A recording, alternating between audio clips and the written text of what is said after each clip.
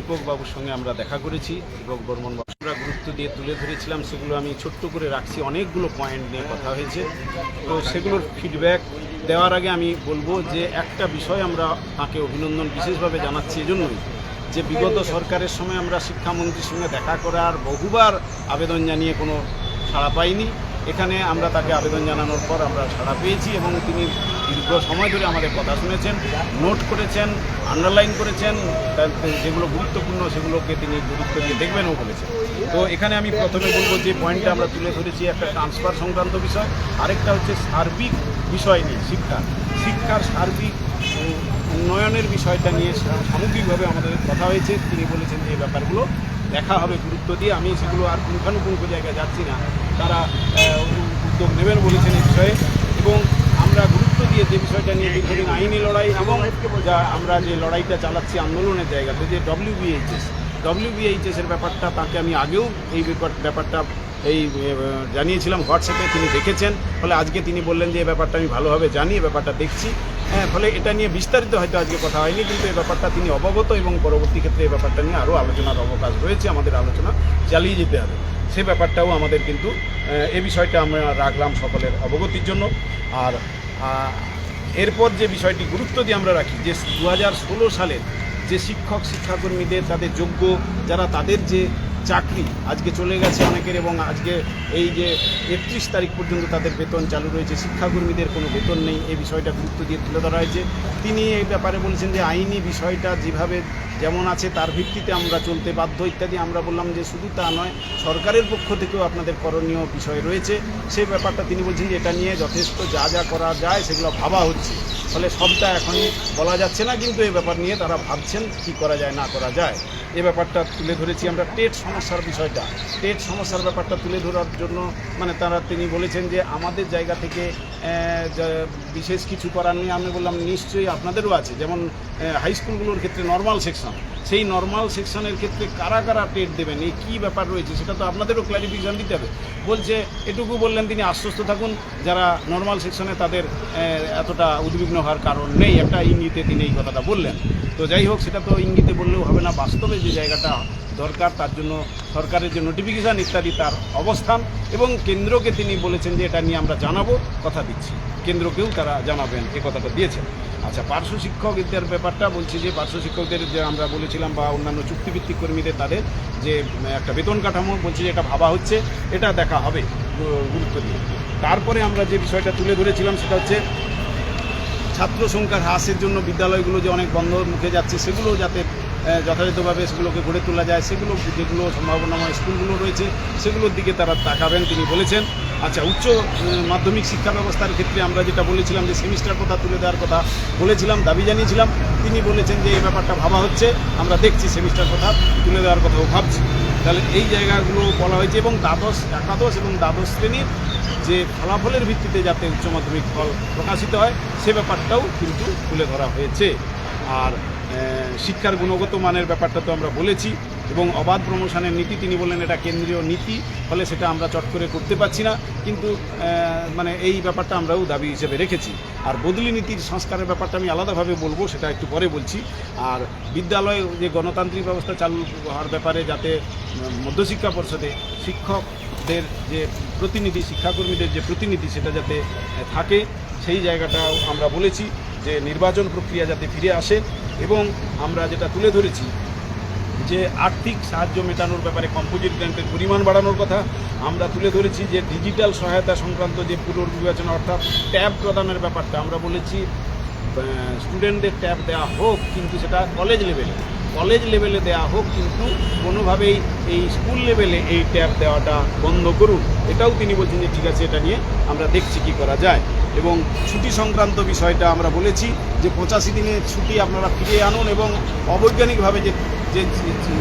অবৈজ্ঞানিকভাবে অবাস্তবভাবে যে ছুটি একসাথে দেওয়ার সেই কালচারটা বন্ধ করে ছুটিটা বাড়িয়ে দিন। তিনি কথা দিয়েছেন অন্তত 80টা ছুটি করা হবে, এই 85টা হয়তো হবে না, কিন্তু যে 80টা ছুটি, পুরনো যে ছুটি, সেই ব্যবস্থাটা ফিরে আসার জায়গাটাও তিনি কিন্তু একটা আশ্বাস দিয়েছেন।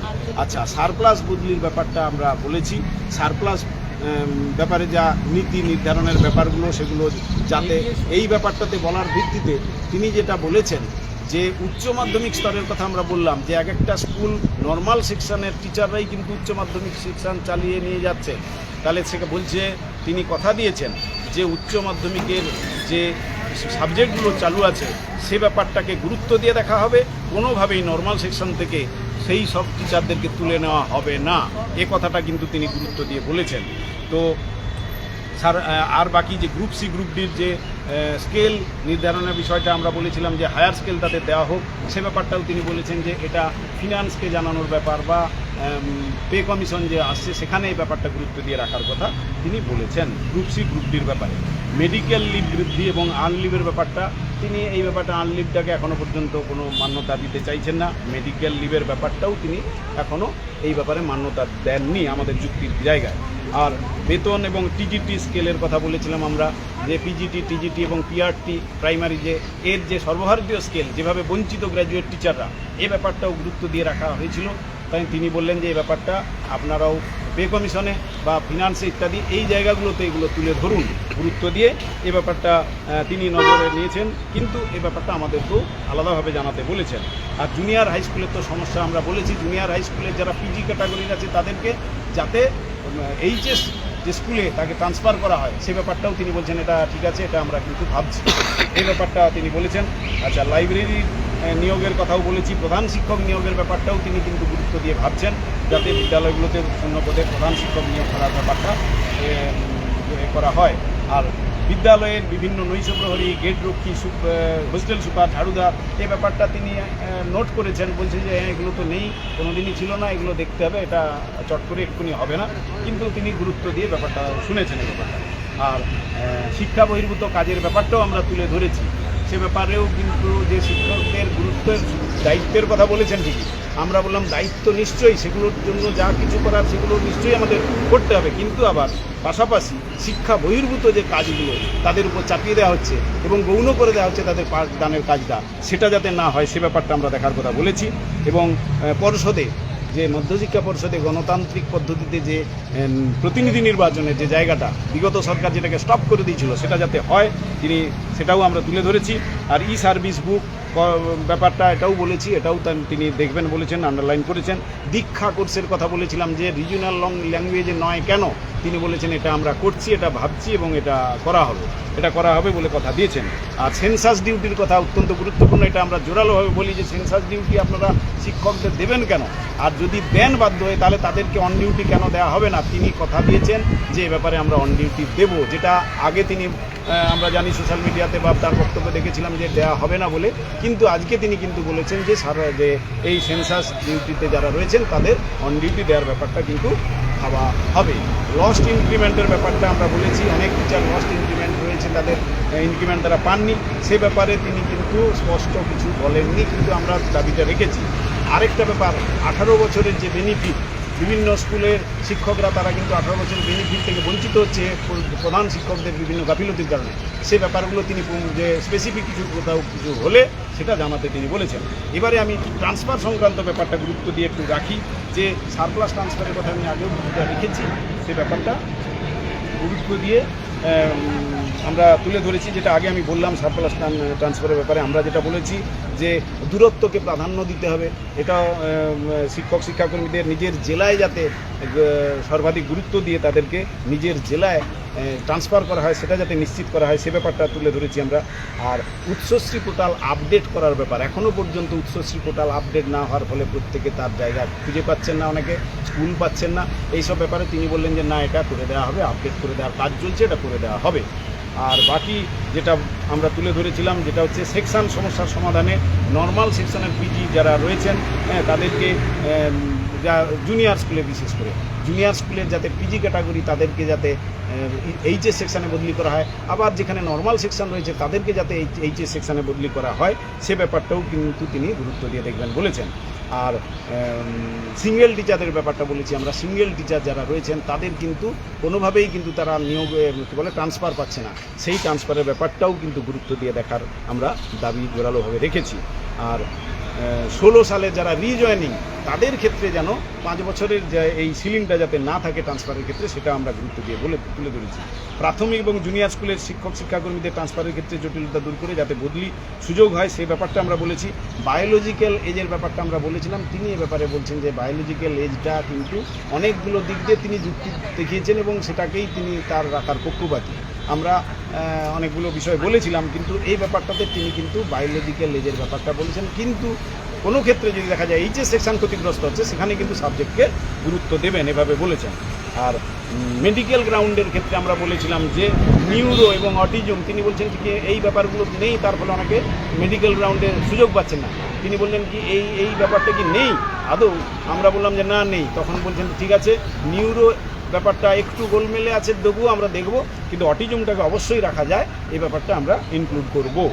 আর পূর্বে আবেদন করা যে পেন্ডিং কেসগুলো, সেগুলোকেও তিনি বলছেন যে এগুলো এডিট করার অপশন দেওয়া হবে এবং সেগুলো করে দেওয়া হবে ক্লিয়ার।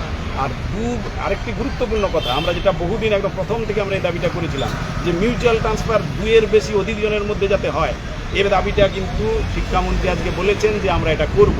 2-এর অধিক জনের মধ্যে যাতে এটা করা যায় মিউচুয়াল ট্রান্সফার, সেটা তিনি কথা দিয়েছেন। আর লকিং পিরিয়ড তাদের যে 5 বছর করা রয়েছে মিউচুয়াল ট্রান্সফার, সেটা আমরা বলেছিলাম 2 বছর করুন। তিনি বলছেন হ্যাঁ এটা আমরা 2 বছর করে দেবো, এটা 5 বছর রাখবো না। এই সমস্ত বিষয়গুলো নিয়ে আজকে কথা হয়েছে। অনেকগুলো বিষয়ে পজিটিভ আমরা বার্তা পেয়েছি এবং আমরা দেখব যে আগামী দিনে সেগুলো কতটা। এইচএম রিক্রুটমেন্ট সম্পর্কে তো কোনো আলোচনা হলো স্যার? এইচএম রিক্রুটমেন্টের ব্যাপারে আমরা বলেছিলাম যদি বহু স্কুলে ফাঁকা রয়েছে এইচএমের ব্যাপারে, তিনিও বলেছেন যে হ্যাঁ এই ব্যাপারটা দেখবেন, যাতে এইচএমের ব্যাপারটাতে তিনি ততটা রাজি হচ্ছেন না, কিন্তু এইচএম রিক্রুটমেন্টের ব্যাপারটা রয়েছে এবং স্বচ্ছতার ভিত্তিতে যে নিয়োগের ব্যাপার তিনি দেখবেন। এবং ডিআই অফিস ইত্যাদি বিভিন্ন জায়গায় শিক্ষা দপ্তরে বিভিন্ন ক্ষেত্রে অভিযোগ শোনা যায় যে দুর্নীতি ইত্যাদি, তিনি বলেছেন যে কোনো জায়গায় কোনো স্পেসিফিক অভিযোগ থাকলে আমাকে দেন জানাবেন, আমি সঙ্গে সঙ্গে ব্যবস্থা নেব, কোনোভাবে এই জিনিস বরদাস্ত করা যাবে না, তিনি বলেছেন।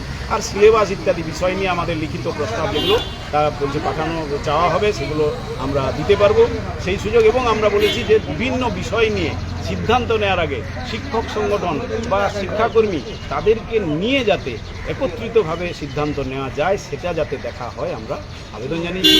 তিনি সেটা করবেন বলেছেন। সিলেবাসের ব্যাপার এবং পে কমিশনের বিষয় ইত্যাদি বলছেন যে এগুলো আলাদাভাবে যে যেহেতু দায়িত্বপ্রাপ্ত বডি রয়েছে সেখানে আমরা সেগুলো রাখতে পারবো, সে আহ্বান তারা জানাবেন। এই বিষয়গুলো বলা হয়েছে। ফলে আজকে আমরা এসেছিলাম এই ডেপুটেশনের উদ্দেশ্যে এবং শিক্ষামন্ত্রীর কাছে এই বিষয়গুলো তুলে ধরার জন্য। তিনি বিষয়গুলো যেগুলো বলেছেন এবং পজিটিভ অনেকগুলো কথা তিনি বলেছেন, আমরা দেখব নিশ্চয়ই বাস্তবায়িত হওয়ার জায়গায় তিনি এই পদক্ষেপগুলো নেবেন। সেগুলোর জন্য আমরা আশায় থাকলাম, অপেক্ষায় থাকলাম। কিন্তু যে দাবিগুলো আছে সেই দাবিগুলো নিয়ে আমাদের কিন্তু আন্দোলন লড়াই যেভাবে আমরা চলছি সেগুলো কিন্তু চালিয়ে যাব। নমস্কার।